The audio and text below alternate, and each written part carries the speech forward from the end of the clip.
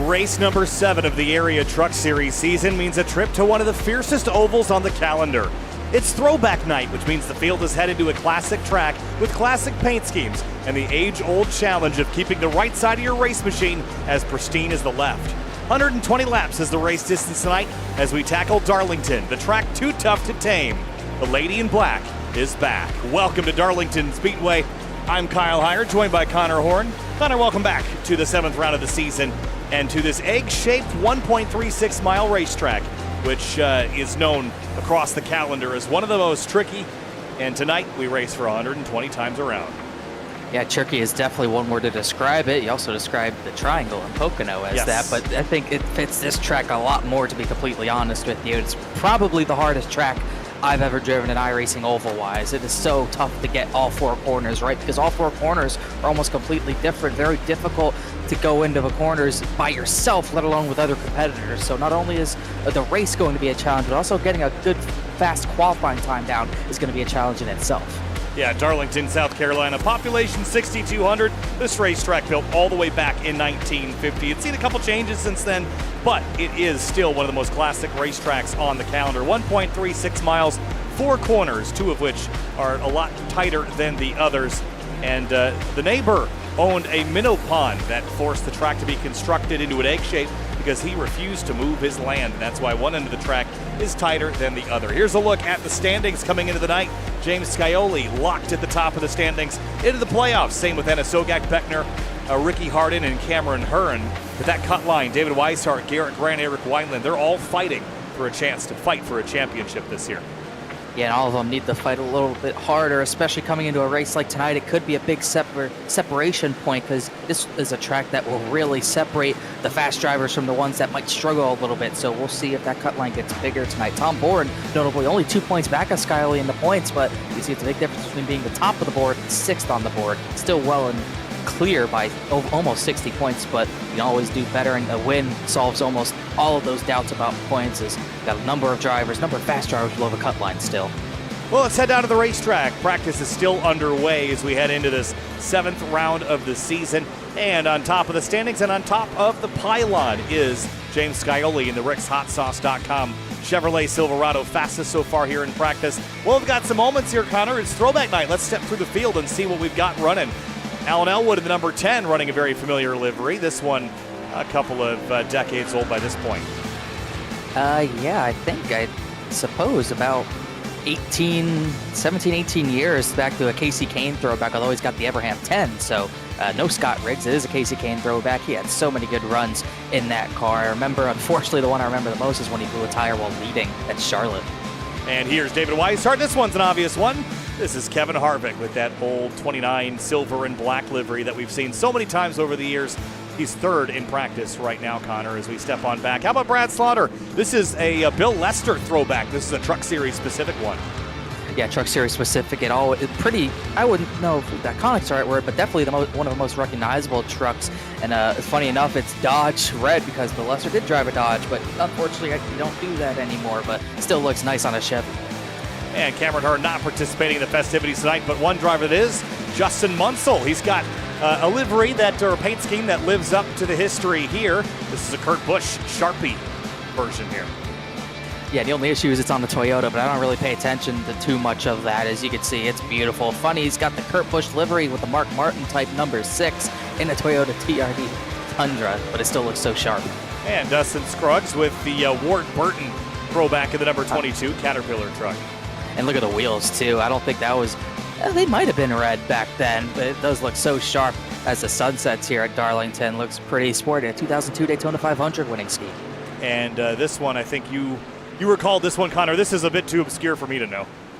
Luckily we have the paint channel for me to look through while we were trying to figure it out. It's a Ryan Sieg throwback. Ryan Sieg used to run the Truck Series, obviously that family operation, up to the Xfinity Series now, but this is a throwback 11 years ago to when it rode at Homestead. That's an iconic finish because it was Cale Gale and Kyle Busch at the finish, although Ryan Sieg wasn't up at the front for that one. And the old Citgo colors. You haven't seen these in quite some time here in NASCAR, but Eric Wineland running the number 21.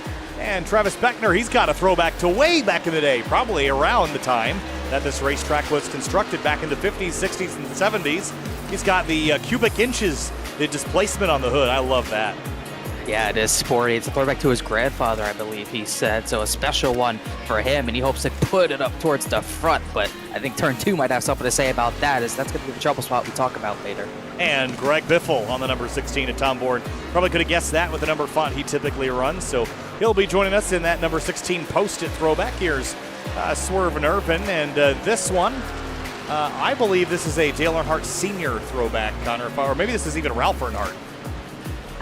I think it's Dale Sr. I think he ran that, I believe, in the All-Star race. I could be wrong, but definitely a senior throwback. One we saw last night on the car of Ryan Hart's. Not the same scheme, but obviously Dale Sr. scheme still recognizable. And there's Devin Schillingberg with an Allison throwback, Connor. I always love these colors. I've seen this paint scheme in GLTC even. It's so beloved across the motorsports world. It takes a special paint scheme to bridge the motorsports gap like that. You can see it in any... If you see a paint scheme come from NASCAR into a separate form of racing or vice versa, you know it's a special scheme. Brian Swan's got a similar Mopar-looking scheme on his Chevrolet tonight, and Bronson Stafford running some old colors as well. Let's get through the rest of them here before we tick on over to qualifying Ted Wade. AJ Roderick with the number 56, but I have to believe this is a Waltrip throwback. Could be a Waltrip throwback, also could be a Ron Hornaday throwback, not completely sure, but it's funny because we talked about it before we went live. With number 56, people might think it's a Truex throwback, but not the case. One of my favorite paint schemes of the mid-2000s, the Dodge Evernham mixture. They had Elliott Sadler had one of these, and then Casey Kane had one of these. Can't remember whose was whose, but Waterworth running the number 12 with those colors tonight. Ricky Harden, the number 15, and down the rest of the list here. Charles Canita, there's the number 43 we know and love. 52, that is an old Busch Series scheme, I believe. And then down the rest of the list here as practice comes to a close. Yeah, number of schemes up there. I think Logan Hartman, that's his normal scheme, but with a throwback look. Shane Therian not participating, but another driver with a lot of speed. He might be able to throw back to a time when he was up at the front because he's had a few rough patches so far.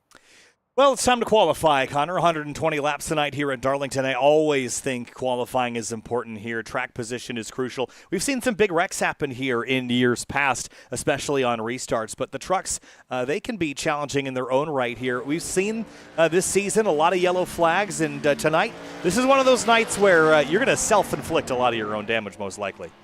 Yeah, no doubt about it. These trucks kind of give everyone a false sense of hope with the amount of downforce they have, where you can go, people might think you can go side by side in majority of the turns, but that's really just not the case. These trucks are still so on edge and really loose in the rear end, I believe, especially on the short run with cold tires. So it's going to be very difficult to get through a restart here because you got to kind of funnel into one lane before you get to turn 1, but that's obviously not possible. So you're going to have to be very, very cautious on the throttle and very aware of what's in your windshield on the initial start. But if you don't want to have to deal with all that, you get a good qualifying time down. You got to be careful off of turn 2. Yeah, AJ Roderick, big moment there, leaving the second corner, now into the third, where the track tightens up a pretty good amount, and then you're going to throttle back up and come off of turn number 4.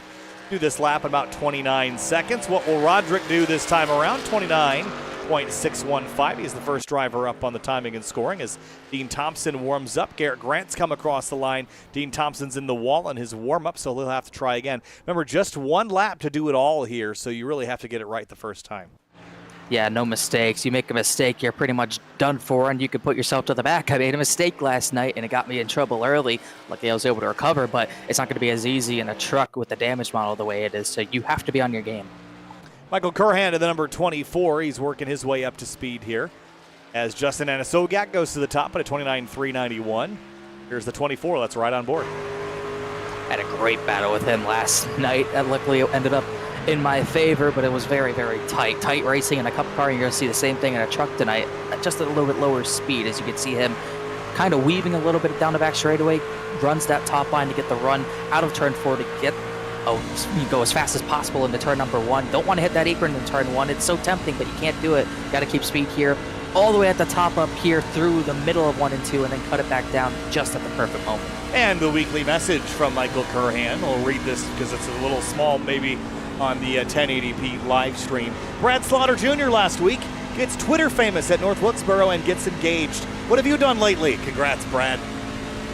Yeah, that was funny. I remember I saw it on Twitter. I was like, wait a minute, I think I've seen him. But sure enough, he was on the official Twitter as Curhan goes 3rd, putting that message to good use as he'll be up near the front most likely for this race as we go look at Cameron Hearn coming out of turn number 4. One driver who's been on a tear lately. He won 3 of the last 5, I believe. So he's looking good right now. And off into turn number 1, goes right up to the outside wall. You have to carry so much speed here. Get close to the outside edge, and then you're going to exit this corner low just to leave yourself a little room right there as you drift up the racetrack. It is a really high commitment track, especially in turns 1 and 2. And in 3 and 4, you kind of run typically a slightly lower line, but you find speed here in such unique ways. But if you get it wrong, it just feels so bad. Yeah, you know when you mess up. That bottom line, if you miss it in 3 and 4 especially, you'll know. But especially exit of turn 2, I think, is where you're at risk to lose a lot of time. Potentially your truck as hard and gets close to the wall as well. I think turns 1 and 2 is where you're going to lose and gain the most time, because if you miss the fine line you have to run, you're going to be going way, way back, and also going too wide through there. If you even try that, you're going to lose a lot of time, as Harden might have tapped it there. Not sure if the lap's going to count. You got very close to it. I think it did, though. 29.660 puts him 6th quick here on the timing and scoring, as Justin Michael goes to the top at a 29.339. That's a 1,000th of a second better than Cameron Hearn, so that's the best time on the board right now. Dane Therian on track here. He comes across the line, the number 83, 29.529. Slots him 6th quick as Mason Kane and others come across the stripe. Philip York at 29.693 puts him 10th. Mason Kane goes 5th with a 29.439. Gary Waterworth, that might be my winner. It is a good paint scheme, but he ran a 29.745, which put him 12th. And Justin Michael he's already on pole. He's running laps. Devin Schillingberg is on his hot lap. Such a critical corner exit here to get that run down the back straightaway, and then into turn number 3 where you have to woe this thing down a little bit. And maybe the next gen cars, maybe you were downshifting here, Connor, or then late in the run, but here all 4th gear all the time. I think there were people shifting last night. I wasn't one of those, but it was an option. No option tonight whatsoever. You just got to be focused on the task at hand, focused on the track, and don't even look at that shifter after the restarts and initial start. Here comes Ryan Swan, the number 1 down the back straightaway. Looking good in the Opar truck, or I should say the Blair truck, into turn number 3 and 4. Running a little higher line than we saw some drivers running in this corner.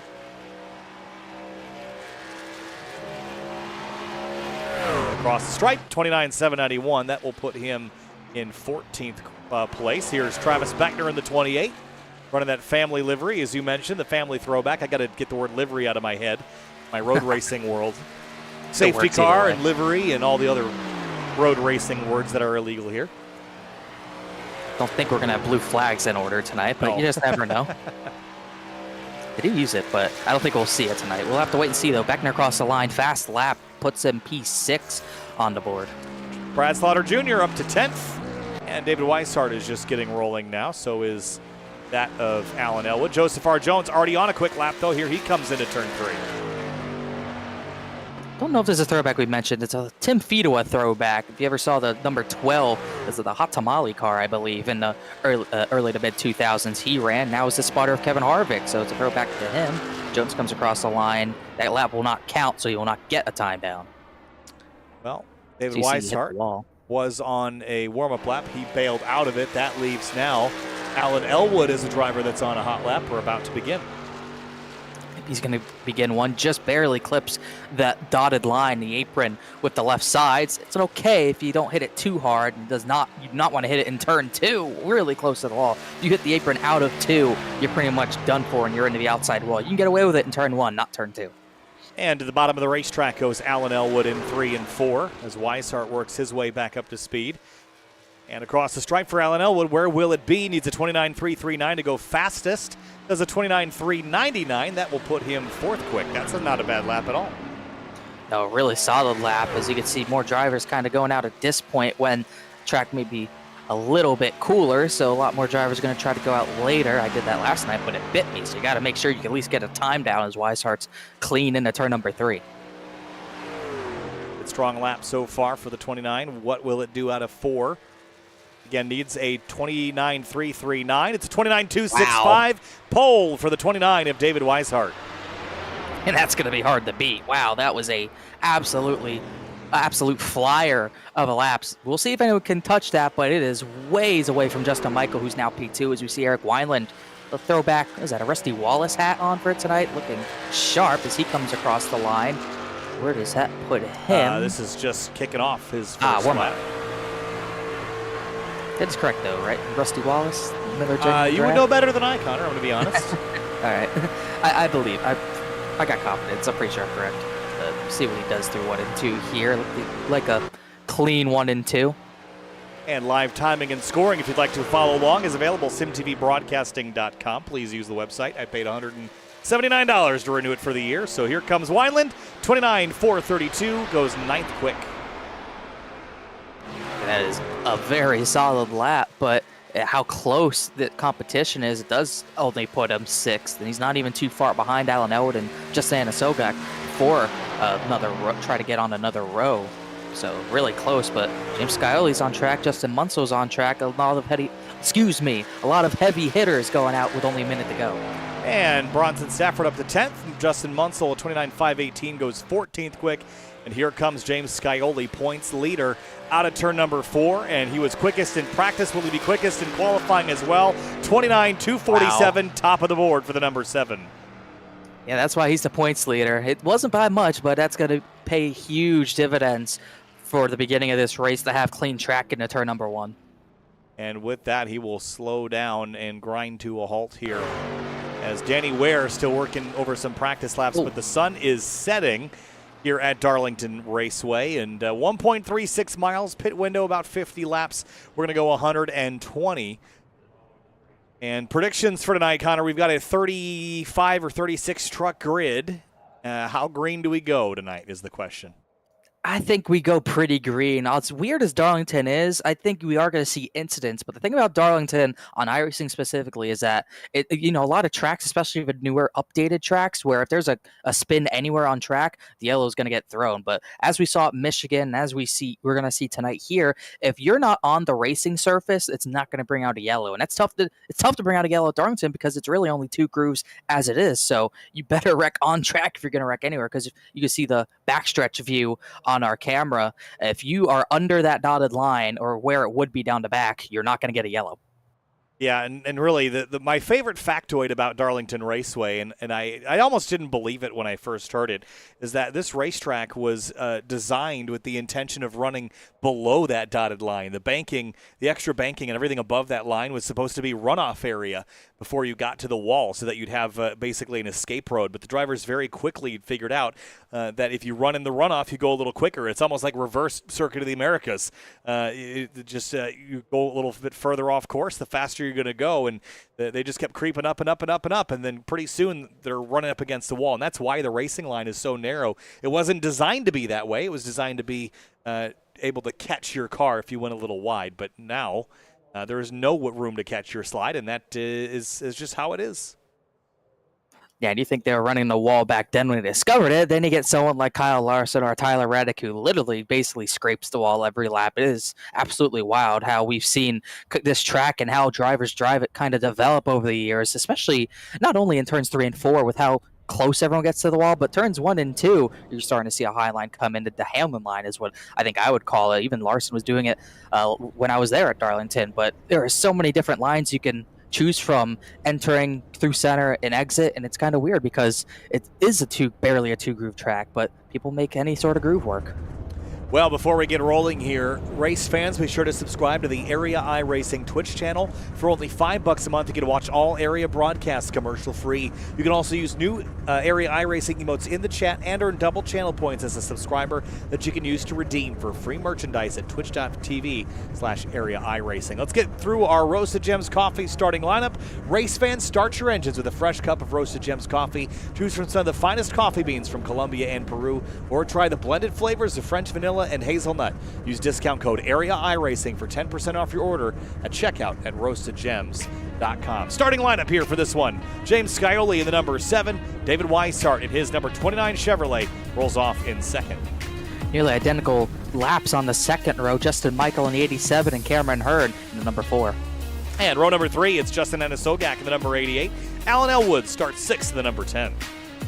Our guy Eric Wineland starting P7 with a 29.431. Alongside him, the 42 of Garrett Grant. Ninth place is Mason Kane in the number 31 machine. Travis Beckner shares row number 5 and his number 28.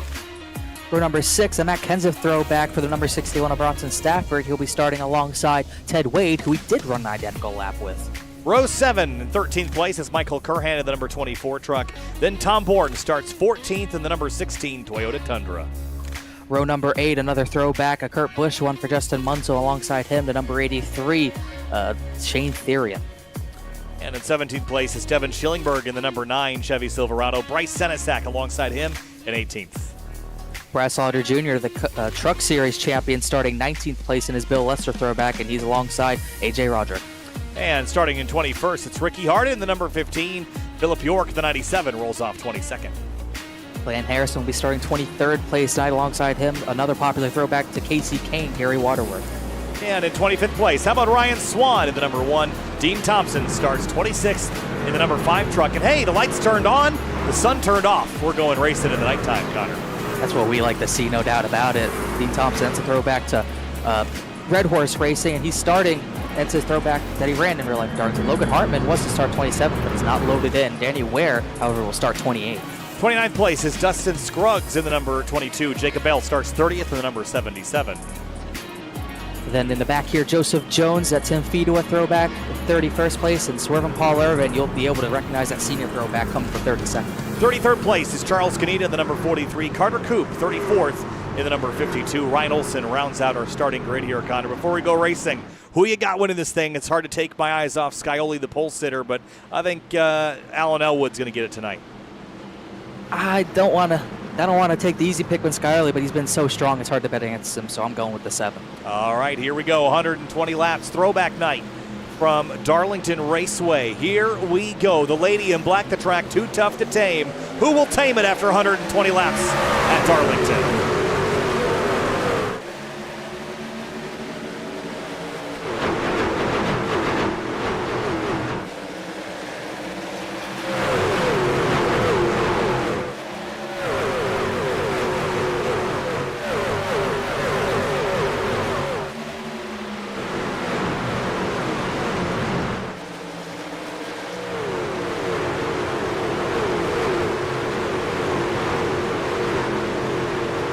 Lap 1 complete, and we cross the stripe. Everyone pointed the right direction here, Connor. It's Scioli out front. Yeah, I'm pretty single file all the way through the top 8 in the field. Beckner had a look under Garrett Grant, but couldn't do anything as these truck drivers did a really good job getting things single file early. A little side-by-side going on in the background. I think one of those trucks is the 5 of Dean Thompson. There's Philip York and the 77 of Jacob Bell, and behind them, the 93 of Joseph R. Jones.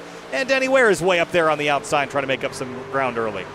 Trying to make the Highline work at 3 and 4, but with the updates iRacing has done, it kind of taken some grip away from the outside in 3 and 4, and it's made the bottom the dominant line, not only for tire saving, but for speed in general. So it's going to be hard to make something work. There's a little bit of contact, I think, between York and Jones. Yeah, a little bit of a touch there. It's going to slow the 97 up off the corner, and that will leave him vulnerable to the 49 and now to the 3 of Paul Irvin. And they're going to just drive right by the 97. When it rains, it pours, but the outside lane has some pretty good pace up there already as York tries to fight back, just doesn't have the pace to do it here. And here's some side-by-side for 11th. This is Ted Wade and Tom Borden. Ford being smart, going all 4 tires under the apron. Oh, spin in the background. Someone's in the wall. Couldn't see who that was. I think it was a 66. Blaine Harrison got a little bit of a tap. It's not over yet. Got to be careful off the exit of 2. Everyone fans out. Drivers want positions. And they will not be able to sort it out entirely just yet. Let's quickly go back and have a look at what happened to the number 66. They headed down into the corner and real close to the wall on the front straight here. See here, looks like he looks like he missed the entrance to 1, and Waterworth could not check up in time. Yeah, have to go in the right direction though as we get back live. No changes up front, but there is a battle for 6th. It's Anna Sogak versus Wineland. Wineland making good inroads. Well, I say good inroads, but he has not moved since the start, but getting good pressure on the back bumper of the Daytona winner and the Sogak, but he's trying to put pressure on Alan Elwood for the time being. He's dropped off Justin Michael just a little bit from the start of this one. A lot of on-throttle time here in 1 and 2. It's such a fast corner. You have to lift a little bit towards the exit, and then you're back on power. down the back straightaway, then into turn 3. We're on the brakes a little bit more. And good speed here that Wineland's got. He is closing in on Anisogak, but where do you go? It's so hard to pass here.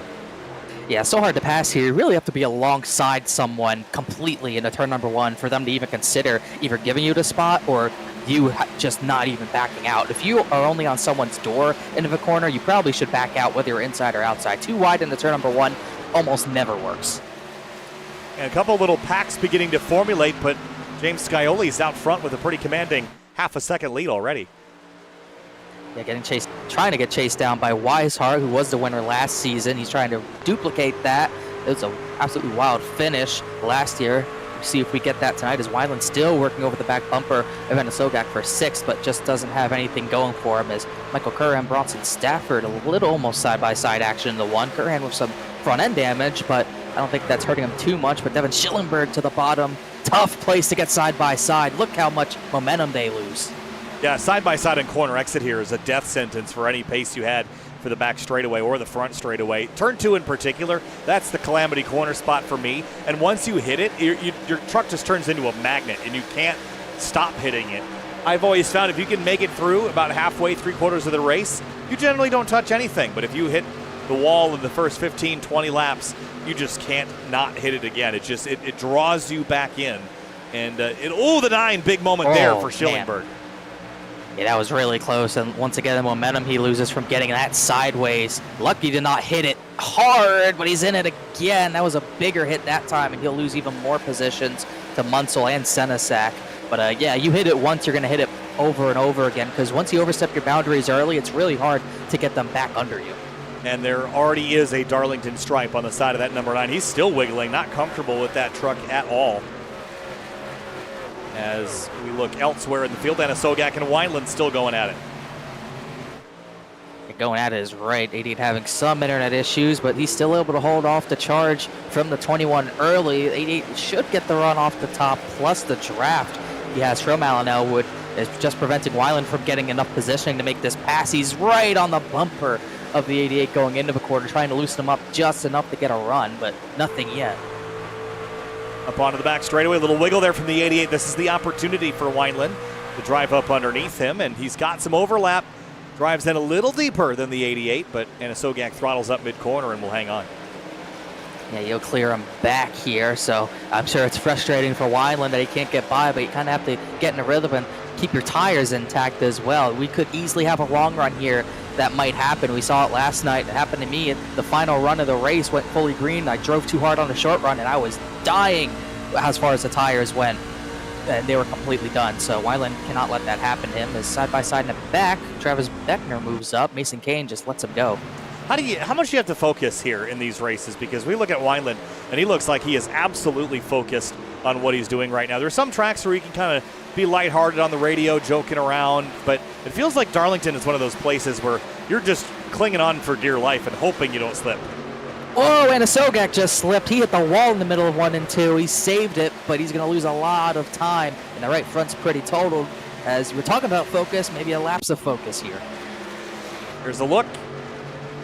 Oh, yeah, he hit it pretty hard there, too, right ahead of Eric Wineland. And he stepped out and got it in the rear, then it turned it around to the nose.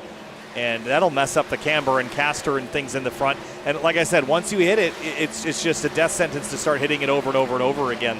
And so I would not be surprised to see that 88 in the wall some more tonight. Yeah, hopefully not the case, but it is hard to get that mentality out of your mind, and you have to just get back to focusing. And you're talking about focus. You do have to focus here, I think, more than any other track. It's definitely one where if you cannot be joking on the radio, you can't be talking in Discord. You got to be full silence, not blinking at times, forgetting to take a drink out of your cup aside you. You have to be laser focused at a track like this, especially on the long run when you could easily make a mistake and lose everything. It's also a place that has pretty high tire degradation. And looking at lap times of your leader right now, best lap of a 29.3, we're already 1.1 seconds off of that in 15 laps. That's pretty severe tire degradation, Connor, over the course of a run. You're going to lose 2, maybe 3 seconds off your best times, and that creates the ability to do overcuts and undercuts to the extreme at a track like this. So if we go green tonight, strategy certainly will play a factor in who comes out on top in this race. Yeah, we have, I believe 4 extra tire sets at our disposal. So I believe that's an extra. I don't know if it's an extra from what we normally get, but it's definitely a lot. But it's needed at a track like this because of what you're talking about, the tire degradation, and it's going to come into play, I think, pretty late. Especially, you need to make sure you have a set of sticker tires for the very end. And up for third place, Justin Michael, Elwood, Cameron Hearn, all swapping positions there for a moment, and a Sogak continuing to drop backwards. This is going to get very tight there with the 6 of Justin Munsell on the bottom of the track. And Bryce Senesac there as well. He's going to fall backwards at 88. You can tell is struggling. Schillenberg hit the wall hard again. As they're 3 wide into turn number 3. Gary Waterworth is going for it early. Not much grip on the apron. He'll slide up, but they made it work somehow. Yeah, that was really well done. 3 wide into 3 here. You have to sort it out. Someone's got to give. And typically I've seen just the grip levels fall away so much throughout the corner that you can't really sustain 3 wide any way you try it. Someone's going to drop onto the apron, and because there's not as much banking down there, they just kind of understeer into slowing themselves down. So at least that prevents accidents, but I think you see a lot of drivers go in side by side underneath somebody and drift across their nose. Look at this battle here. Stafford, Bourne, and Curhan. Yeah, this is going to get pretty dicey, I think, in a moment. But yeah, if you're going to do 3 wide anywhere, I suppose turn 3 is really the only place you can even consider it. As here comes Brad Slaughter Jr. Curhan into a wall, trying to give Slaughter Jr. room, but he gave him a bit too much and put himself in the wall. But yeah, definitely you need to be able to sort side by side out early because you can't really do it in corners. Shane Therian and Gary Waterworth and AJ Roderick battling for about 18th spot, and Danny Ware, Jacob Bell nose to tail for 22nd. Clicking away laps here, Connor. 20 of 120 complete this time by, as Eric Wineland gets around Cameron Hearn for 5th. Yeah, Hearn had I think he actually did get the wall maybe a lap or 2 ago. He had looked to be struggling getting through the center of 1 and 2. I think he just finally gave up the spot to Wineland. So Wineland, as hard as he's fought, he's only gotten up 2 positions, but top 5 is never a bad sign here. They're having a look at Anna Sogak, who continues to fall with that damage we saw him get in that wall contact a couple of laps ago.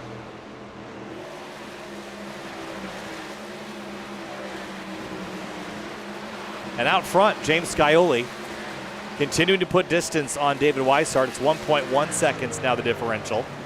And still gaining ground on Weishart, although Justin Michael was a little bit faster than both of them last time by. Yeah, we'll see what Michael has left in the tank. He hasn't really been pressured at all, and he hasn't really had anyone to pressure. He's kind of just let the top 2 get away from him a little bit. So he has clean air at his disposal, and he doesn't have Alan Elwood on his rear bumper taking air off that spoiler, as Cameron Hearn just let 2 or 3 trucks by that time. He's really struggling with the right front damage. But yeah, see what the 87 has. He's been fast in the races he's done, but he's down in 22nd in points because of the few races he's missed. Gary Waterworth in this number 12. We've documented him a couple of times, up from 24th into 19th already, and putting some more pressure now on some that have been in the wall. And we're already seeing that once you hit the wall, you just drop like a rock. And it's just because the balance on these cars is so delicate, and Schillenberg looks like he's conceding already with how much damage he's collected on that right front. Whoa, almost spun in pit entrance, but yeah, it definitely looks like a give-up point, which is a shame. He was still running 25th, but when you got that much damage, especially in a truck, it slows you down aero-wise so much. It makes it handle bad in the corners, and you're so slow down the straightaways that there's almost no coming back from it. Someone's in a wall in 3. I think Mason, couldn't tell if Mason Kane bounced off it, but he got close. He did just scrape it the slightest bit, Mason Kane did. Like he got away with it, which is very fortunate, because especially when you hit it in the middle of 3 and 4, the wall's not really even, so you kind of slam it even when you're right up against it. You got to be really careful of that. And I think Mason Kane got a little bit of a gift there. So almost 25 laps into this race so far, and we're spreading the field out a little bit. There are battles beginning to formulate as comers and goers start to come into effect, and this is all happening behind Cameron Hearn and Ted Wade. Wade a little loose out of turn 4, and Stafford look to the right. Here comes Brad Slaughter Jr. down to the bottom. There are good battles almost everywhere. 2 wide, turn 1. Always look out for that. That is as close as you can get without touching. Matt Kenseth and Bill Lester side by side. Who thought we'd say that? But they're still side by side. And watch the gain Tom Bourne gets just because of being side by side out of that corner. Lose all your momentum. And just behind, Therian and Bryce Senesac into turn 3. they've kind of been around each other the entire race. Neither driver's moved up too much. Senselak had moved up. Deering actually went backwards a spot or two, but he gets that spot back in the 16th he goes. And Dean Thompson, Charles Kaneda trading positions. Moved Thompson up to 25th. Another one who's been in the wall pretty severely. And here comes Stafford with a big lunge on Cameron Hearn into turn 3. Yeah, you could tell when you hit the right front into the wall, your handling's gone. Cameron Hearn cannot get through the corner. He is as tight as you can be in a truck without having a tire down, and he's just struggling to keep any sort of speed. Bronson Stafford to the bottom.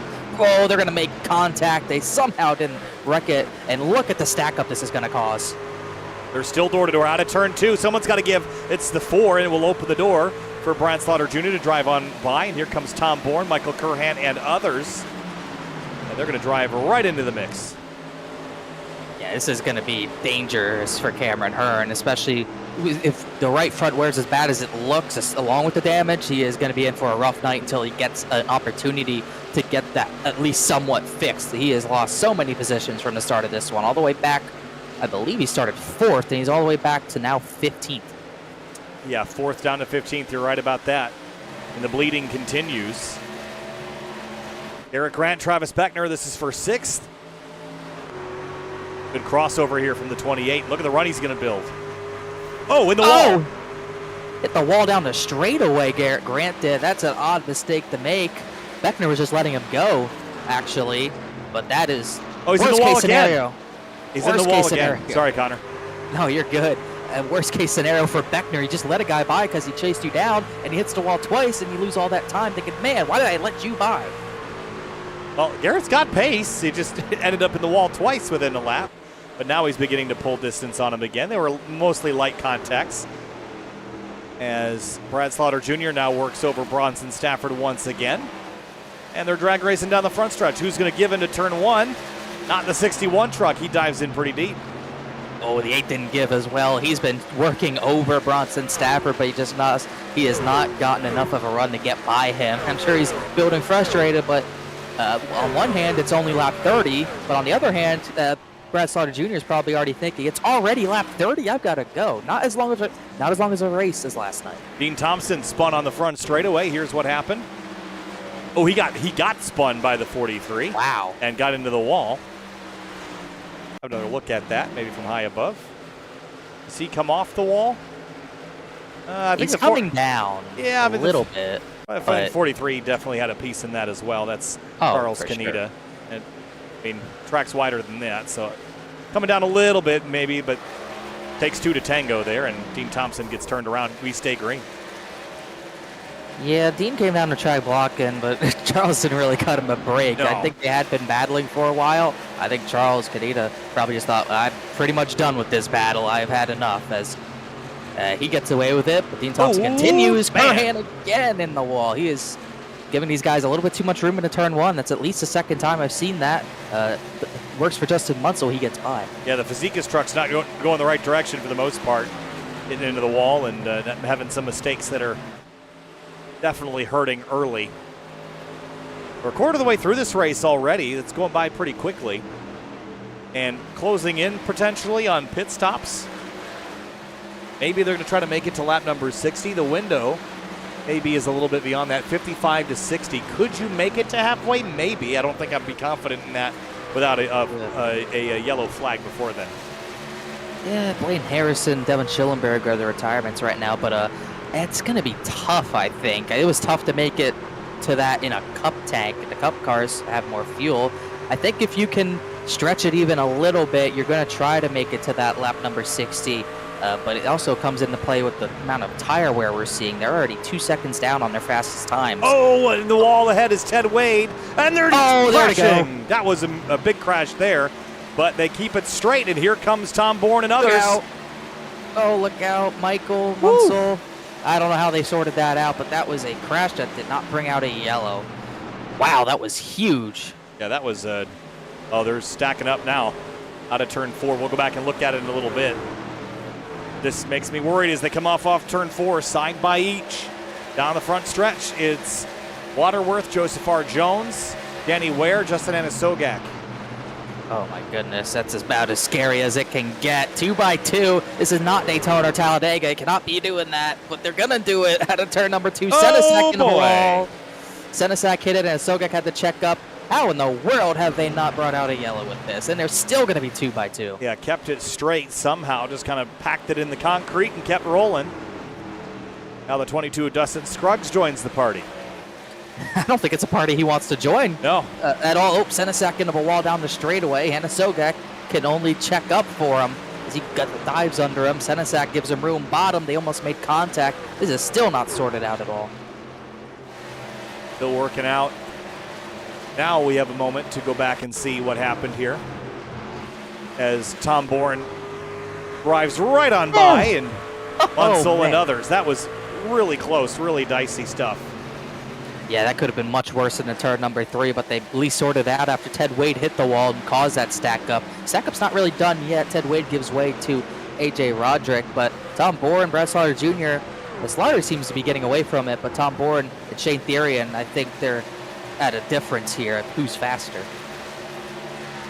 Mason Kane up high.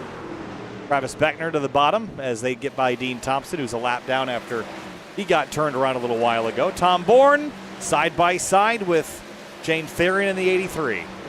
Yeah, Therian, I think, is faster, and he's trying to force the issue, but Tom Bourne's not letting him go easy. It's so hard to hold the bottom with momentum to stay under someone. Therian couldn't do it. He'll have to gear up for another run. You can see how much faster he is through the corner. He just gets all that time back. Here comes Therian.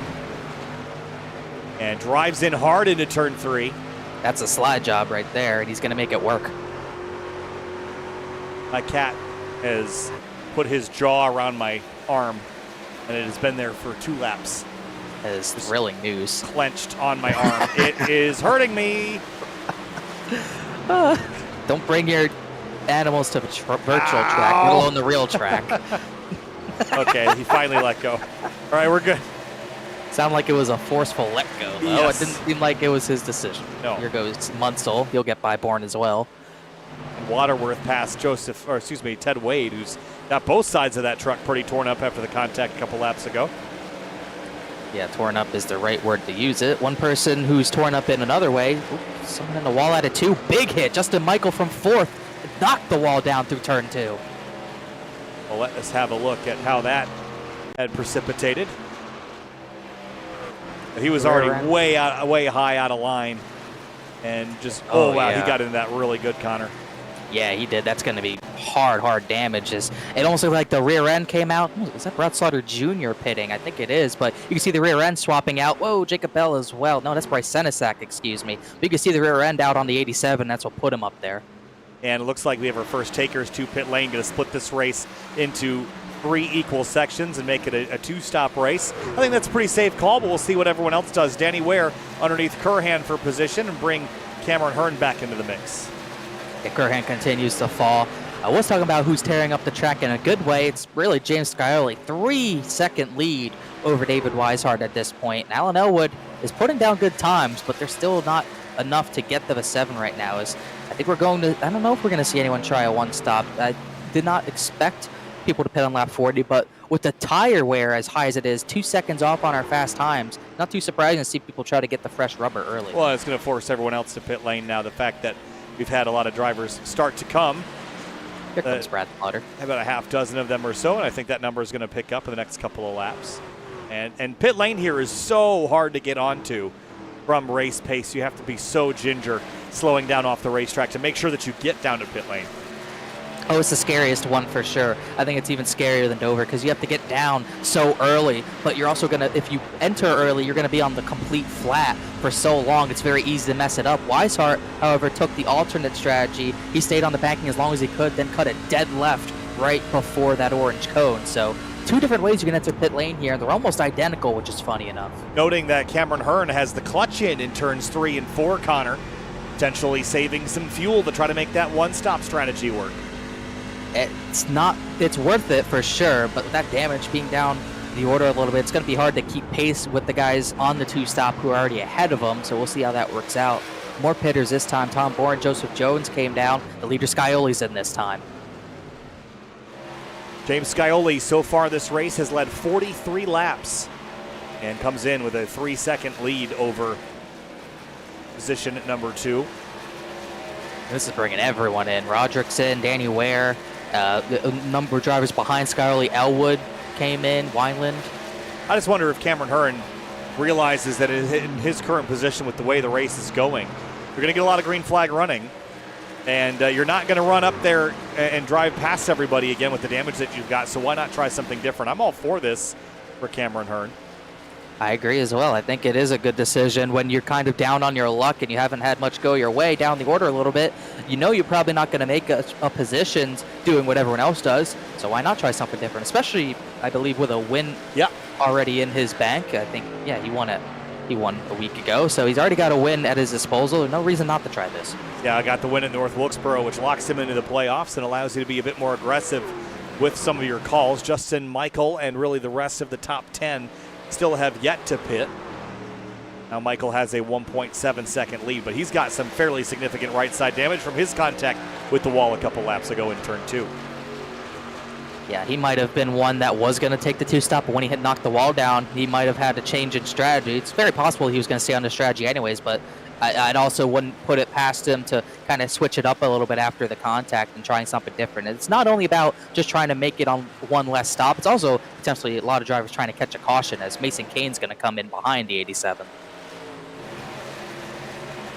Working away towards lap number 50, Dustin Scruggs in the 22. Chasing down Michael Curhan here. Scruggs with that Dave Blaney throwback looking good. Always loved the cat colors on the what was then the Dodges back in the day. Speaking of Dodge, there goes Brett Slaughter's Dodge throwback. He went by. That's the difference tires make here, and it's so difficult to navigate around someone on older tires because there's just no room to do it, and it's so easy to catch them at the wrong points, as Slaughter Jr. kind of did right there with Cameron Hearn, but he's able to navigate quite nicely. Into turn 3 now as we work our way towards lap number 50. And now we're getting into the stage of the race where you're clicking off laps. The strategy components start to come into effect. Scioli is still ahead of David Weishart by 2.8 seconds even after the pit stop, and he pitted a lap later. So that will work out to Scioli's advantage in the Rick's Hot Sauce truck. But Weishart, Elwood, Wineland, and Brad Slaughter Jr. are in a pretty good spot if we were to get a caution, which we have not gotten one yet tonight. Ooh, it almost 3 wide into 3. Mason Kane came off pit road in a bad place for Joseph Jones. That is going to get dicey. It's got to be careful getting back on the track. If you see a battle, kind of got to make sure you're not in the way of it. But I think part of that was Ryan Swan being on older tires as well. So 50 laps complete next time by. We've had a couple SimRap Market replays tonight. Race fans, be sure to visit simrapmarket.com for custom iRacing paint scheme templates that are simple to use and help you stay more focused on the racetrack. That's simrapmarket.com. Travis Beckner was one of those who had stayed out. He just pit. Paul Irvin is hanging on by a thread. Also, only a thread puts him you can only put a piece of paper between him and the wall there. That was exceptionally tight, but still got some drivers trying to stick out there, but other drivers like Beckner kind of bailing out. And bailing out is not a really good call at this point. Going 50 laps, it puts you in between both strategies. It is probably worst case scenario for Beckner and others who have done that. On board again with Michael Curhan, who runs inside the top 5, one of the drivers that has yet to pit. All they need to do is go 8 more laps, and they're on that one-stop strategy. But how much have they had to save to make that even a close mathematical possibility? And how much time are they losing while doing it? That's the math that they're all trying to figure out right now. Well, we'll see right now. Justin Michael put down a 31.89 last time by. James Scarley ran at a 30.67. Actually, he was getting through traffic at that point, so a better lap here, 29.82. So probably about 2 seconds difference really right now per lap. It's going to come down. It's going to be tough to see whether or not one stop erases that. It's going to be tough to kind of overcome. Look at this mess out of turn 4. Yeah, it is a mess out of turn 4. That is for sure. Cameron Hearn's right in the middle of all of it in that number 4 truck on that aggressive strategy call, but working his way by at the moment is AJ Roderick in the number 56, who leaves them for dead, leaving turn 2. I don't know how you're keeping such a calm voice. Look at this. This is unbelievable. There's no way this can last. This is literally looking like a super speedway now. Oh, there it is. The 24 gets turned. And the 5 of Dean Thompson, somehow Oh my gosh, they have no way. saved it. That is unbelievable. Are you kidding me? It's not over yet. They're 3 wide. Still, they're 4 wide almost into turn number 1. Into turn 1, that can't work. Waterworth's loose. Oh my goodness, you gotta be joking. And I mean, for all that being said, 24 was also pretty chill and relaxed. As here comes the 093 across into turn 3. I can't even believe how that wasn't a yellow. As who's that diving onto the pits? That's Dean Thompson, I think, bailing out after that incident, or maybe calling it a night. Beckner on new tires, just trying to dive past all of this. But this is definitely what can happen when you have old tires versus new tires, and you get one gaggle like that, and you can absolutely throw the balance of the race off. Now they were they 4 wide for a second? Yes, they were. Yeah. That is unbelievable. Nice work, guys. We're still green, 55 laps in. I don't think I've ever seen 4 wide at Darlington until that. It was brief, but it was something I've seen else. it 4 wide at Darlington, but one car was upside down and the other was in the fence. And then 2 more got away with it, but I've never seen all 4 come out the other side. And they barely did. They somehow didn't even make contact, which is the most surprising part of all that. And meanwhile, I'm sure Justin Michael's paying attention to that and probably maybe seeing it and thinking, please, let's get a yellow, but it wasn't the case. He's going to dive down this time. He comes up about 4 laps short of halfway. That is not going to go over well. No, 4 laps is a little too many laps to have to save, because it'll be an additional 4 on the back end of the race. That's 8 laps total. But for those that are still trying the strategy, Justin Michael, as you mentioned, gave up. Cameron Hurd's still on it. Justin Munsell is still on it. Everyone else, other than Anna Sogak, Kurhan, Scruggs, and Irvin, have already pit. Scioli's already under, 8 seconds behind Justin Munsell. So you can tell that difference is not – it's going to be pretty tough, I think, for the 6 to make this work and stay ahead of the 7. But it's definitely worth trying. If you don't catch a yellow before your pit stop, maybe you'll catch it after the 7's pit stop and get track position. So now we're in an interesting place, though, because, you only need to go 2 more laps for this strategy to work. And lap times-wise, he's not really that far off of anybody in particular. 32 flat is slow, but it's not the slowest that anyone's running. So I'm not sure. I mean, I don't hate it. We'll see how it pans out. If he's got a couple others that are going to do it, Cameron Hearn and Zogak, Scruggs, Kurhan. Oh, here comes Hearn to pit lane. And he was clutching in for quite some time. So how long is it going to be before Justin Munsell goes as well? It can't be more than 60. I think if he makes it, it's going to be on the number. As we'll see here, as he's very, very slow. You're 1 and 2, letting drivers by on his outside. He's making sure he's low, definitely coming in this time. I think he's out of fuel. It's sputtering. Yeah, I think you're right. And he's going to have a slow trickle down pit road. He's the 15th stall, so he's got a while to go. So he better not be fully out. He's got to make it all the way down there. As trying to see, Dustin Scruggs has spun at the bottom of turn 3. I think he was pitting as well.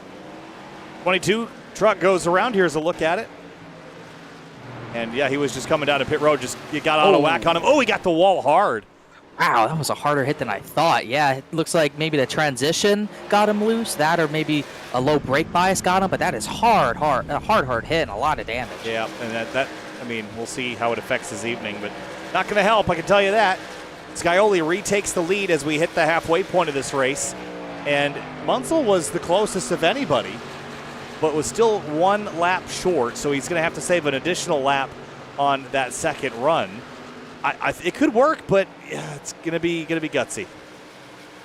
I think he's going to need a yellow. I just don't see him beating the 7. He might beat a few. He still might get a good finish, but he's definitely not going to. I don't think he's going to win the race doing this. I think what he's got to hope for is he's got to get some sort of yellow after the 2 stoppers pit. Yeah, I mean, maybe. Here's the problem, though, is if you get that caution, you're gonna be forced to pit. So it's almost like he was 1 lap short. I'd almost rather just have it go green and just have to save that extra lap of fuel. I mean, it's a known value now.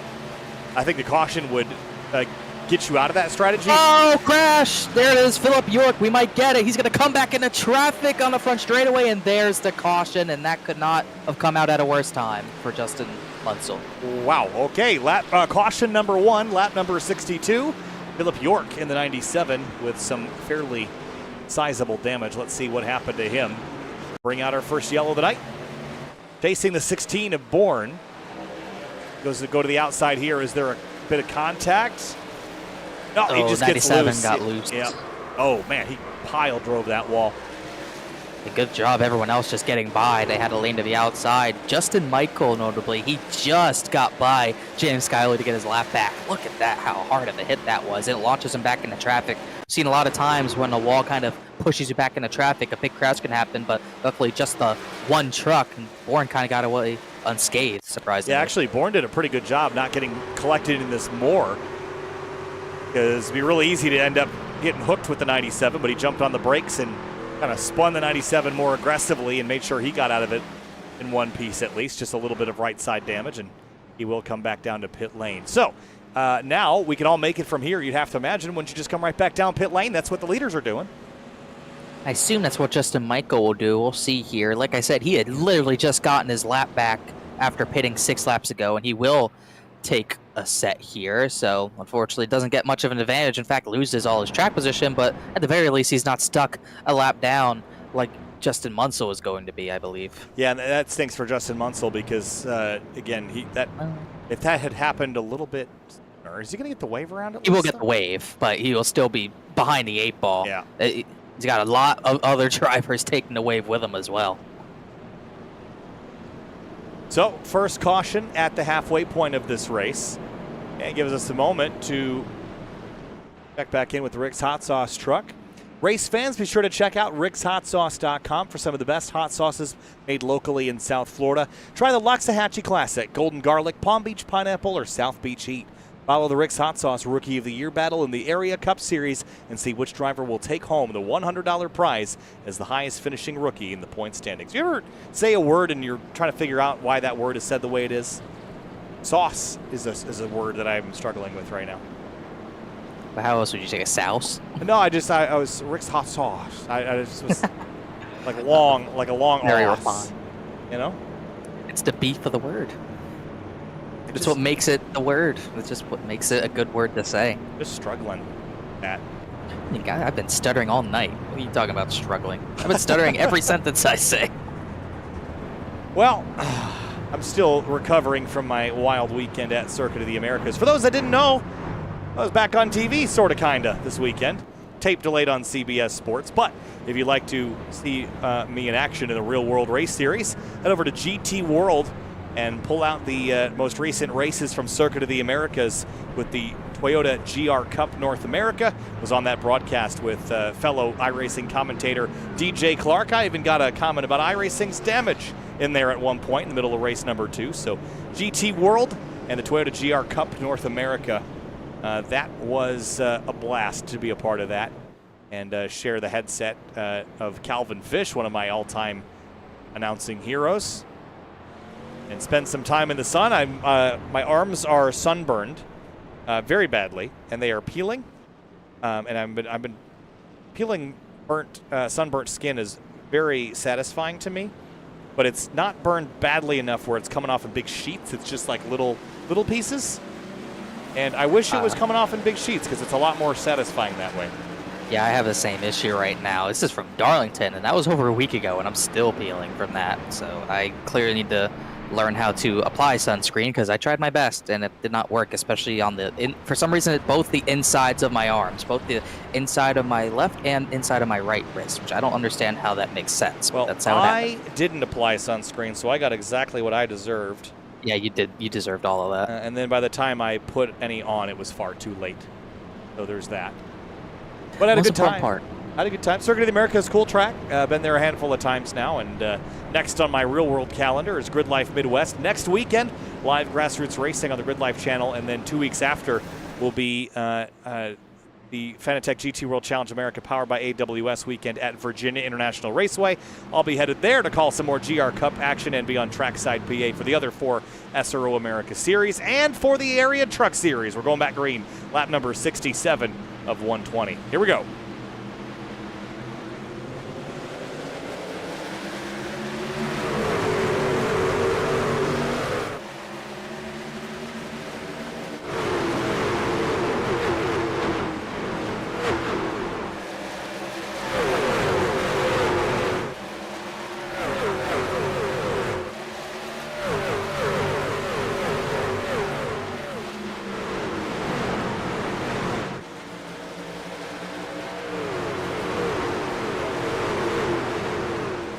Good clean restart, working lap 68 now.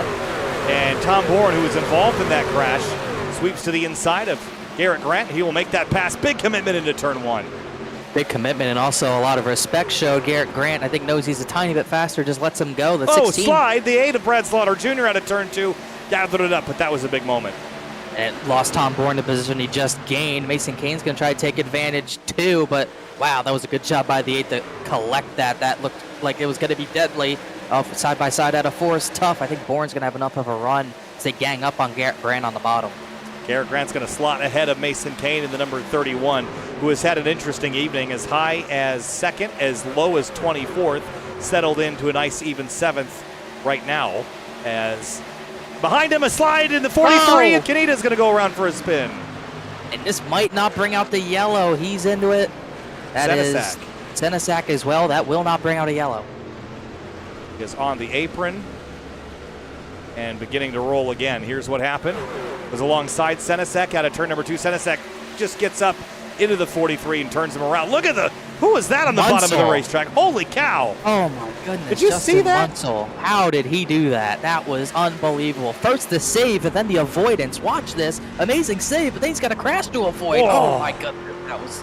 That was good driving right there. That was wild. Wow. I don't know what else to say, just wow. It's a shame for those two trucks.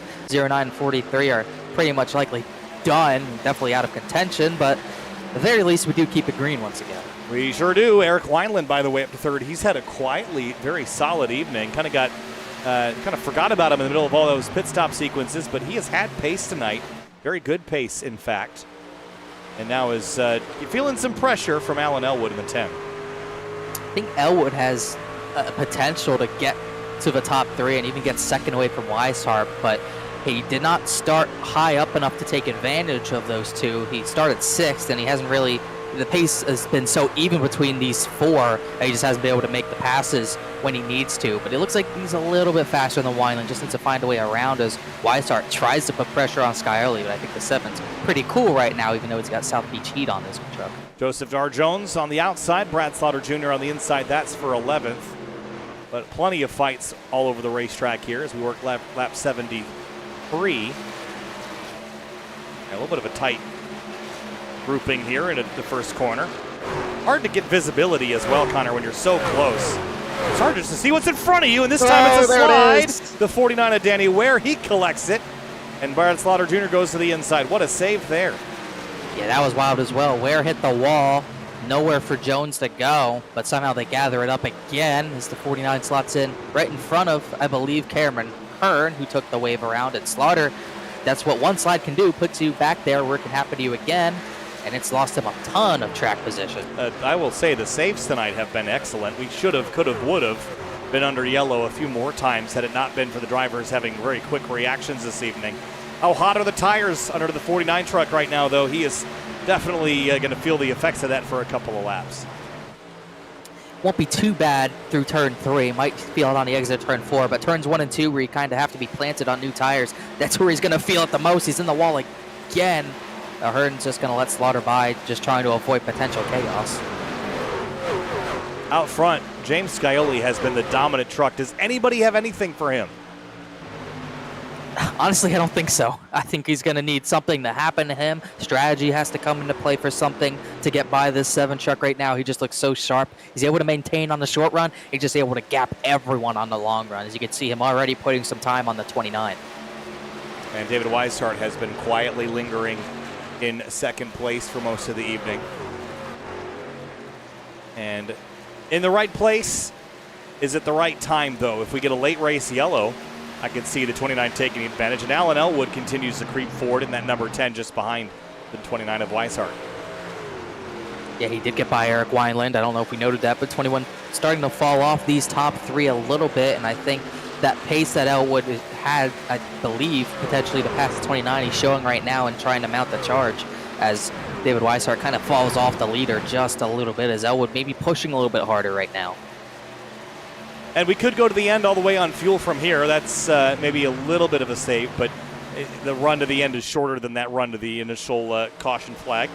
And we were probably about 10 laps after most of the field had come to pit lane. So I'd imagine We could go to the end. I don't think we will. I think we're going to get at least one more yellow to bunch things back up, and that will very much be a relief to drivers if we were to get it, getting themselves some fresh shoes on for the last little bit of the race. But we're closing in quickly on 50 laps to go, and those tick by pretty quick here. Yeah, they tick by pretty quickly, but if we get one yellow, I would be willing to bet a lot of money that we're going to get more. Cautions breed cautions, especially late in these races, and at a track like Darlington, I wouldn't be surprised to see that happen once again, but it's all a matter of maybe getting that caution. We could have had one down the back straightaway, as these guys got so spread out because of multiple incidents that didn't bring out a yellow. It's going to be a little bit harder to bring that out now. How about Jacob Bell up to 12th place? It has been a bad start, but a good middle portion of this race for Jacob. Didn't qualify very well at all, and now is up inside the top 15, looking for 11th. I have to feel like the momentum's going the right direction here this late in the race. Yeah, definitely getting up to the front when it matters the most. I think he has a little bit more pace over the 93, who has front end damage. You can see him not getting the nose pointed in the middle of 3 and 4. He goes up the track. Jacob Bell takes a look. I think he does have more pace. I think he can fight for a top 10. But once again, catching's one thing, passing's another. Hear it all the time, but you'll hear it a lot more at a track like this. Good middle run here through the corner, the 77. And Brad Slaughter Jr. had the huge moment on the restart. Is now approaching this group. He's got a little bit more pace even than the 77, the Florida State Builders truck. Look at the run he's building here on corner exit Connor. Look at that. Wow. Will he be able to do anything? He will pull to the inside. I think, yeah, Jacob Bell, I was about to say, I think he just gives it to him, and he does. Danny Ware, same thing. He gets by Justin Michael. Michael kind of just lays over there, and now once Brad Slaughter gets by Jones, he'll have a little bit more clean track to Garrett Grant. It's a stack-up attitude. Yeah, Brad Slaughter Jr. is looking very quick right now, only 2/10. Oh, they hit into a wall, Joseph Jones. Ooh. Oh, look out. Oh, he almost went back into traffic. That was odd. Into the corner they doored. Yeah, I think it was a little bit, that contact looked funky, like it was net Cody or something, but I'm sure they'll disagree on it. Yeah, they won't agree on it. Yeah, they almost like they hit before the corner and it threw them off. I don't really know if I blame that on either driver. Yeah, I mean, both were kind of at center track, so which one do you blame? Guy on the inside or guy on the outside? Preferred lane is kind of a trick question here. Blame the guy who built the track. Yeah, the preferred lane is on the apron. Yeah, why wasn't he running down there is what the 93 is going to think. Why aren't you run up against the wall if you're the 93? There's not even only two stories. There's usually a number of stories. Well, there's usually guy A's story, guy B's story, and then the truth is somewhere in the middle typically. Yeah, there's at least 2.5, I would say, 2.5 stories per incident. The half is truth. Ryan Olson's on pit lane here in that number 75. Kind of sticking to the two-stop strategy, which is interesting. Yeah, I think it was one of those ones, took the wave, I think. He hit on lap 42, so could be a strategy thing, could be calling tonight, but he is getting tires, so a little odd. But, Bell's in the wall at a 2. Yeah, well, wow. Danny Ware did he come to the inside here. Bell just scraped it a little bit. Took a little real estate off the right side of the Florida State 77. They're not done yet, though. He's going to throttle back up around the outside. Oh, they almost touched. He had to lift. I think he saw the 49 coming up, and he did not want to put him in the wall, so smart on Bell just to let him go for the time being. Justin Munsell avoided that big wreck on the restart a little while ago, and now he's running down Joseph R. Jones for 15th. Here he comes. Going to get to the bottom here. I don't think Jones has much to fight with at this point in the run with how much front end damage he's gotten, and also the right side damage as well. You see the 6 just so much better on exit at this point. So closing in, we are now 25, 35, 45? Where are we at? 15, 35 laps to go. There you go. Just trying to do the math in my head. And we're down to now about 17 minutes of racing remaining. So I think at this stage, if you wanted to pit one more time, if you wanted to get all the good out of the tires, you'd have to pit in the next 10 laps or so.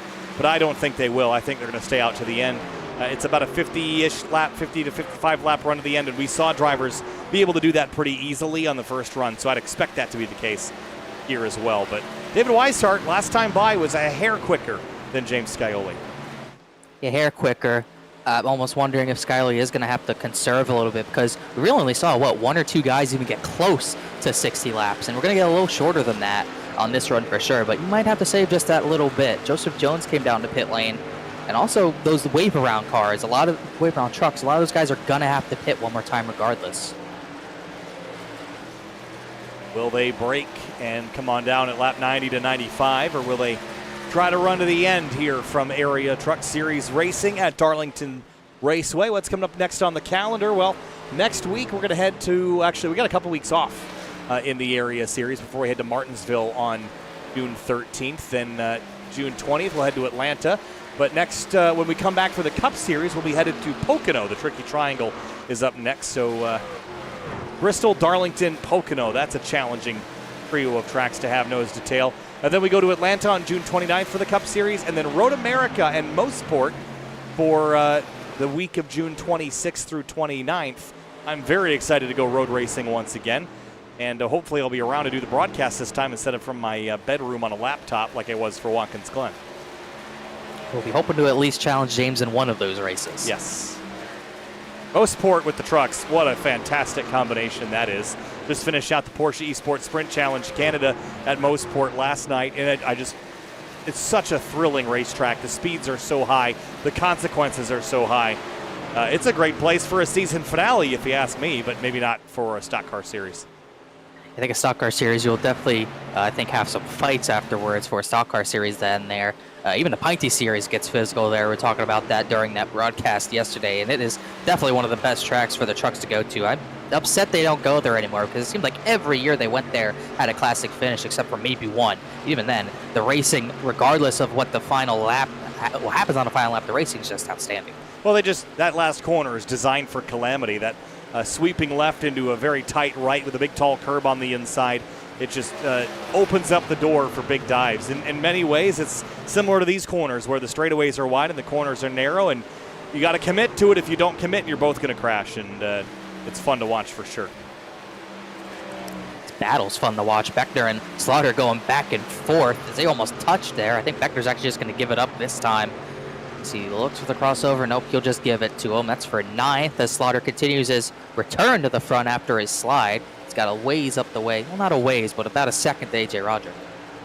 And Travis Beckner has had a pretty decent night, as high as 2nd, as low as 25th, but rides 10th right now. I think he would like a little bit more out of it tonight, but the pace just doesn't seem to be quite there. Justin Munsell just got past another Justin Michael. That was for 14th place, as it's going to be another position up for the number 6. I believe another driver, he should be able to go the rest of the way, but the latest one to pit trying to one stop, so he has a little more ways to go, a little more to save maybe than Scioli, so it's going to be tough for him, but I think he's going to be able to pull it off. All the while out front, James Scioli dominating this race, 0.7 of a second advantage. And as far as the championship is concerned, he's got 2 wins on the season. That's more than anybody else. We knew that. He's got 6 starts, and 3 of which are top 5s, 4 of which are top 10s. He has been one of the most consistent drivers on the season, and a 3rd win would certainly solidify him as the front runner if that wasn't obvious already. Yeah, right now he's looking to be the front runner in 2 of our 3 area series. He's getting it done on the Pro Series side of things as well, so he has a very good chance to really compete for every single championship this season. Definitely, he has the win in Cup, but it's probably funny to say maybe his weakest series, even though he's still going to be in the championship hunt. He has a real chance to get all 3 done this season, and it is definitely looking like the trucks could be making the trucks his strong suit, because he is so dominant tonight, and it's not the only race he's been dominant this season. 25 laps to go next time by. And battle formulating here for 10th. Garrett Grant is approaching the tailpipes of Travis Beckner, who didn't really fight Brad Slaughter Jr. all that much for 9th. I wonder if that'll be different now with a top 10 on the line. We figure once we get closer to 20 laps to go, he will fight it a little bit more. I know with 20 to 30 laps to go, I was way slower than drivers ahead of me, and everyone behind me was losing time, and I just couldn't let it by. There's just a point of the race you hit you know when it is as a driver. You don't really say it, but you know there's a point of the race when letting people go is pretty much over with. You're just gonna have to race, and if you wreck, you wreck, because holding someone up here is not something you want to do because they will get impatient. Danny Ware now applying pressure to the back of the 42, which in turn will probably force Grant to want to get by Beckner a little bit quicker. The hunter becomes the hunted. Loses Beckner a little bit, so it's really just defense for the 42 at this point, unless the 28 makes a mistake. And you can see how much faster Brad Slaughter Jr. was than Beckner. 4/10 faster last time by. That 8 just kind of rocketed away. And he's already up to AJ Roderick. Laps are clicking away. This is one of the more intense ones on the racetrack, at least in terms of fights. The 28, the 42, and the 49. Pretty volatile excursion happening back here. And ahead of them, the 56 and the 8. This is getting dicey. AJ Roderick under fire from Brad Slaughter Jr. They're side by side. I don't think the 56 has anything to fight with. Slaughter gets the position up into the 8th position. Maybe a crossover. I don't think he has momentum for it, but that's position done. Also up ahead, Mason Kane has been pressuring Tom Bourne for the past few laps. This is getting exciting. And Alan Elwood and Eric Wineland for third. This one could also turn into something a bit more dramatic before the checkered flag. I thought I thought Elwood would be able to kind of keep pace with the top two, but he fell off much earlier than I thought he would. Now he's back into the clutches of Wineland. And speaking of falling off, I think the 29's finally started to do that. The gap is up to a 1.5 seconds. Not only that, he's got lap traffic in between him and the leader, so that can't be helping either. Next time by, 20 laps to go. The Grant, Beckner, and Ware battle has fizzled for a moment. But James Scioli, the pace he has had tonight has been exceptional. And he hasn't gotten passed by anyone. He's led, of the 100 that will complete, he has led 86 of them. But the question is, what about those other 15? Well, those were all done on a pit stop and caution sequence.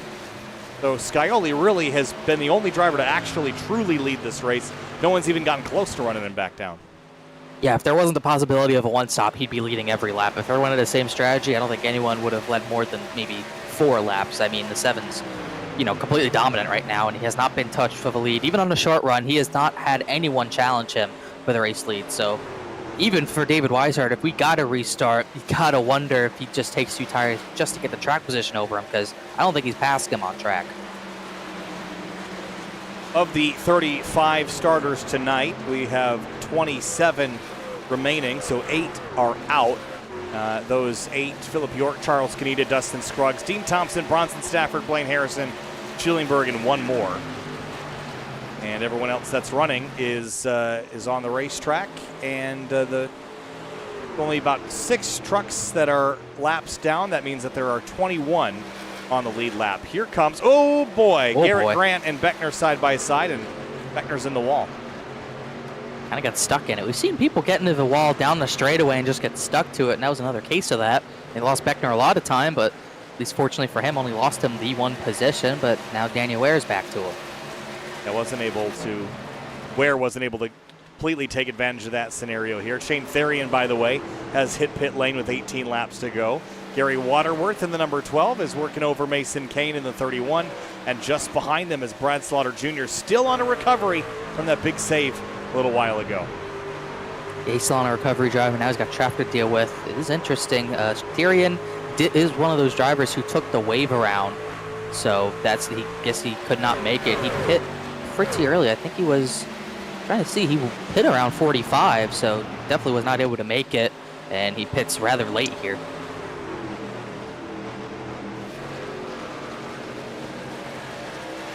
Continue. Justin Munsell, Jacob Bell. This is for 13th place, and Jacob's going to tuck back in. Yeah, he didn't even want to potentially fight that at all. Mr. Michael Cameron Hearn, 2 drivers who took the wave around, 2 of the late hitters, and their nights were looking good, or at least Michael's was. In the wall up ahead. That was up 93. Yep.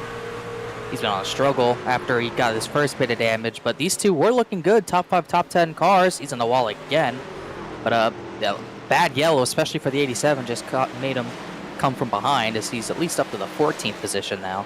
Oh boy, no, Mason 15. Kane, Waterworth, and Brad Slaughter in a 3-horse race for Oh, no. 6th place. Whew. That got very dicey, and throw Shane Therian in there. Shane's down a couple laps, but still in this mix.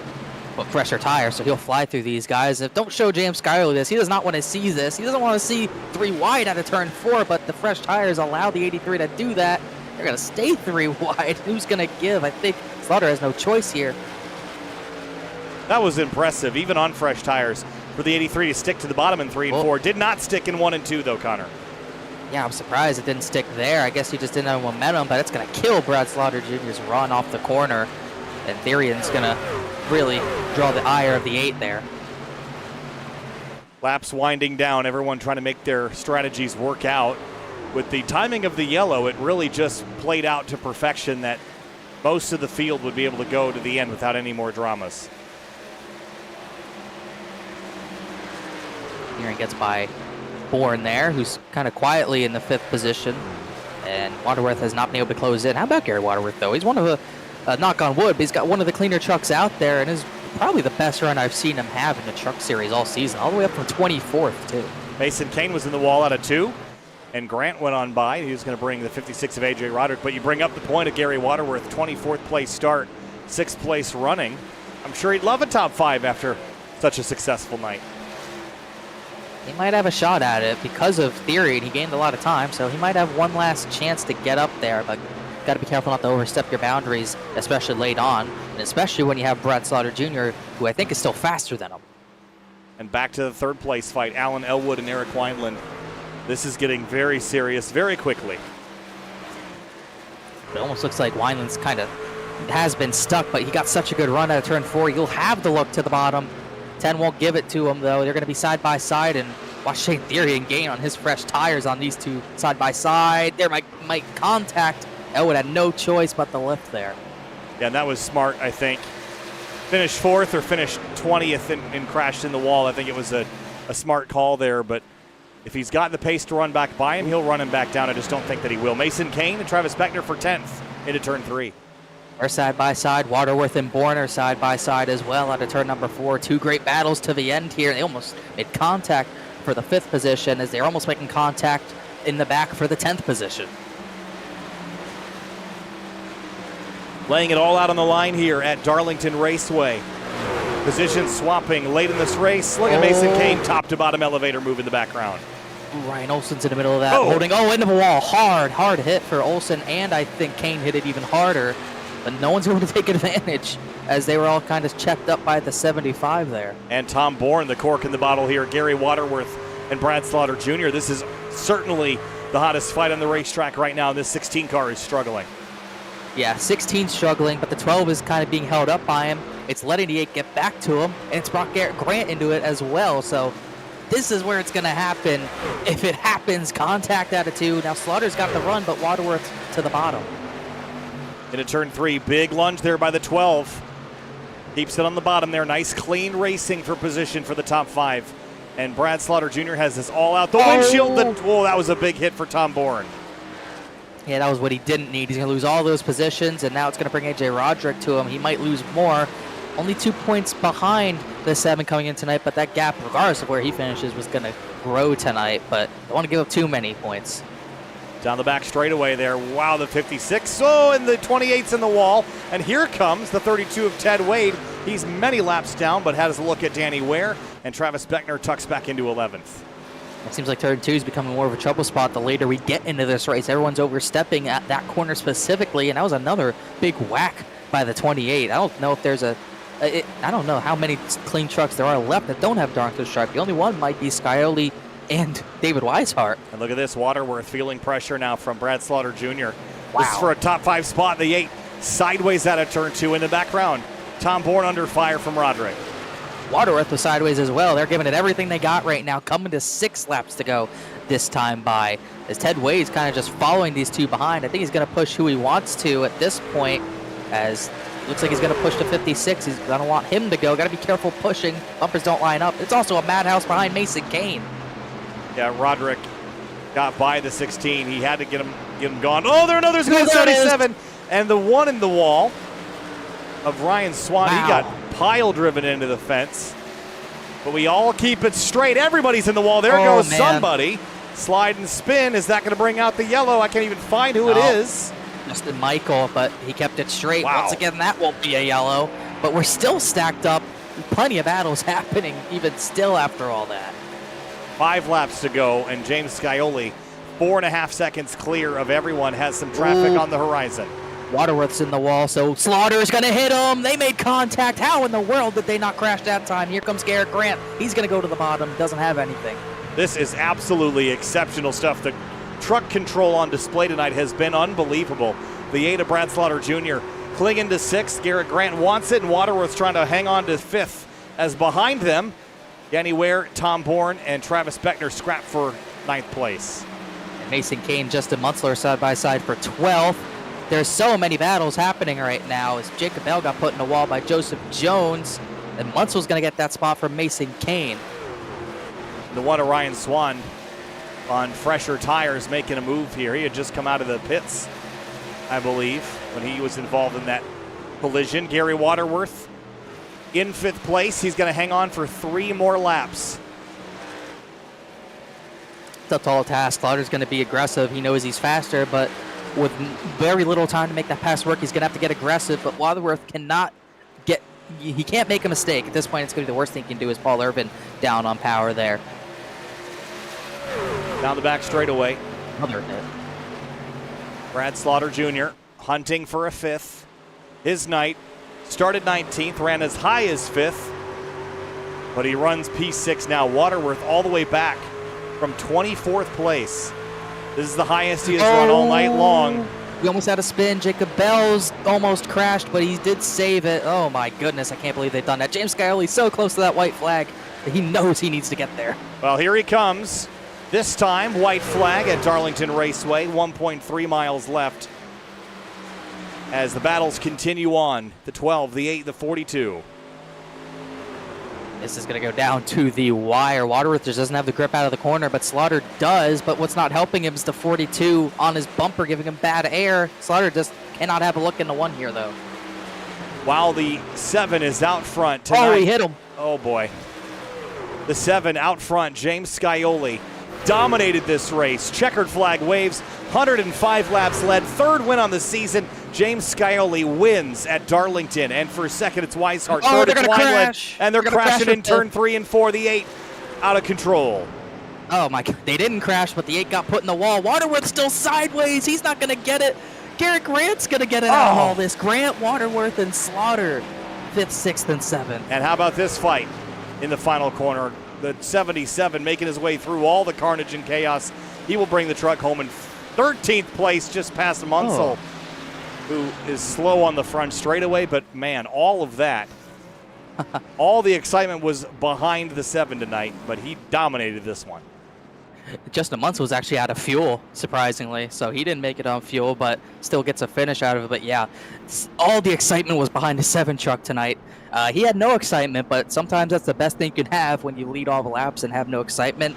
Nothing can get better than that. Dominant, dominant, dominant. Well, it will add to his win total and further secure his run into the playoffs and setting himself up for the best run possible. Burnouts and celebration, and there is not a single scratch on that truck. The number 7 survives the track too tough to tame. That was not really much of a competition tonight for sure. And Scioli putting a stamp on the area truck series so far this season. Definitely the driver to beat for this championship, no doubt. We believe win number 3. At the race results, Scioli, Weishart, Wineland. Then Elwood and Grant, your top 5. Garrett Grant getting in front of Waterworth by just 62 thousandths of a second as the 12 slid out of turn number 4. Then Brad Slaughter Jr., Roderick, Ware, and Bourne, the rest of your top 10, Connor. Yeah, Slaughter Jr. kind of got the short end of a stick there, getting walled into 3 and just could not get the spot there. And then you look who kind of dropped outside the top 10. A lot of drivers who were there the entire night, like Travis Beckner and Mason Kane, just couldn't hold on at the very end. And Justin Munsell, who because he took that wave round, did not have the fuel to go the entire way. He dropped behind Jacob Bell. Also Cameron Hearn, who was in the wall early, 16th. Irvin, 18th. Curhan dropped to 19th, and Joseph Jones in 20th also had his troubles tonight. And looking down the rest of the order here into Page number 3, Shane Therry in 21st. And then here's some drivers that had some bad nights. Philip York, Kaneda, Dustin Scruggs, all involved in some collisions. Yeah, Scruggs was high in the points. That won't help him whatsoever. Theory in 21st. He didn't have much go his way, but he just couldn't make enough fuel, and he had that pit stop. Same for Ryan Swan, Ryan Olsen. A lot of guys there who had issues, and also a lot of guys who just didn't have the fuel and didn't play the strategy right. Bryce Senesac was not one of those. He was crashed out early in that final run. And down the rest of the order, Dean Thompson, Stafford, Harrison, Schillingberg, and I don't even think Logan Hartman took the green flag in that one. So that is your race results. Let's talk to our driver that finished in third with a late pass on Alan Elwood. Eric Wineland brings it home in P3. Eric, welcome to the booth here. P3 tonight. That's got to be a satisfying ending, getting by the 10 late in the going. Oh, yeah. Kyle, I don't know if you guys clued into it on the broadcast, but we figured something out there in the last 15 laps. I can't thank Ricky Springer enough for the spotting job and the coaching he did right there for me. But yeah, the old 4-3 over here in turn 3 helped get the drive off, because I was just talking to David in our staging area that, man, we burn our right fronts off on that last stint. He did it trying to keep up with James. I did it trying to hang with these guys. And Alan had me too loose on the start of the run, so I figured I'd let him go and get him back later. Well, I got there, could not pass. It was so hard to pass tonight. And yeah, it took shifting to finally be able to get the runs on exit to take advantage of Allen. Well, it was a good night tonight. Certainly a top 5 for you in the 21. But take a couple weeks off, and then we head to Martinsville, the short track there. Expectations for that, and do you think you can steal a win there? Well, expectations, I'm hoping that we have an entirely different short track style race than this series has provided. As the competition director, I sincerely hope for that sort of thing. But no, I mean, listen, Kyle, it's great that we were able to have a top 3 tonight. It puts us in a much better points position. We were 8 out coming into tonight, and we should be above the cut after it's all said and done tonight. If we can just keep that consistency, not only through Martinsville, but heading through all the way to Talladega, I think we have a good shot to make the playoffs. So, and I can't thank Slinger Racing Graphics and Sunny South Raceway enough. Slinger Racing Graphics and Ricky Springer put on an incredible paint here on this 21 Ford F-150, and the 89 Neil Bonnet throwback from when he ran it in the Wood Brothers, and he graciously slapped Sunny South Raceway as a sponsor on there to match up pretty nicely, and Go Slow Racing in the team. Unfortunately, JT Poole and Dylan Lee couldn't make it tonight, but still carried the banner for the team tonight, which is making me feel good. Plus, I'm sure you guys got a kick out of the vintage hat tonight that was my dad's. So nice, looks good. Sharp looking truck, sharp end of the order. Third place for the 21, Eric. We'll see you next time. Appreciate it, Kyle. Appreciate it, Connor. Moving on now to David Weishart, who brings his truck home in second place. And second place was where you spent most of the night, David. Couldn't quite catch James Scioli. No one else could quite catch you. Kind of no man's land this evening, but all the dramas were behind you. Only one caution, so lots of green flag running. Take us through your night and the strategies at play in the first half of the race. Well, first off, I got to say I'm proud of everybody. This series, as you all know, has had some problems, some issues this season. And this was a breath of fresh air. So congrats to the whole field for keeping it clean and green for the most part. But yeah, I had nothing for James. If this race had come down to a 10-15 lap shootout, I may have had something for him. But he could just save the tire so much better than I could.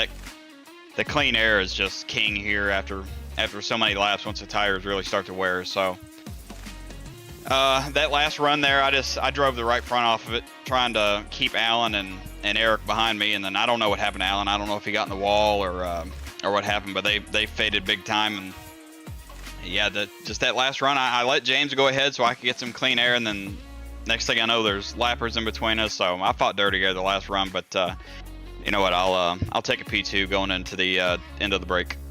And we will have a break. We're coming back to Martinsville, then Atlanta. We're going road racing at Mossport on June 27th. So that's what the month of June holds for us, but the month of May ends with a second place for you, David. Congratulations, and we'll see you in a couple weeks.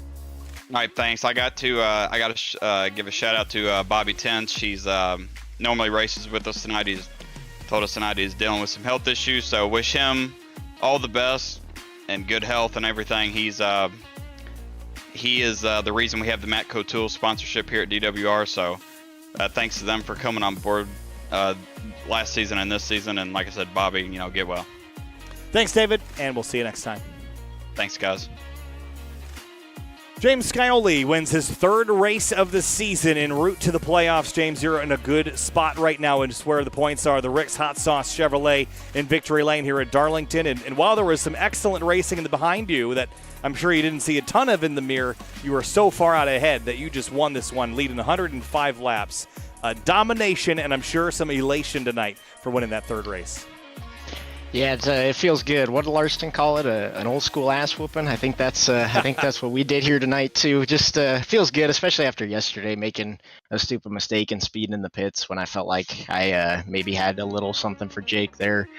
So just to come out and qualify on pole and just kind of drive away feels really good. I didn't know how good I was going to be, but I felt like I could just roll the bottom of 3 and 4 a lot better than most, and was just kind of saving the right front a lot better, and got a little bit sketchy with some lap cars at some points. But overall, I mean, it was a pretty worry-free night. I just want to give a huge shout out to everybody that was in the race. I mean, we've had a couple rough weeks lately, and so going into the break here, this was great. Only one yellow. I mean, you couldn't ask for much more.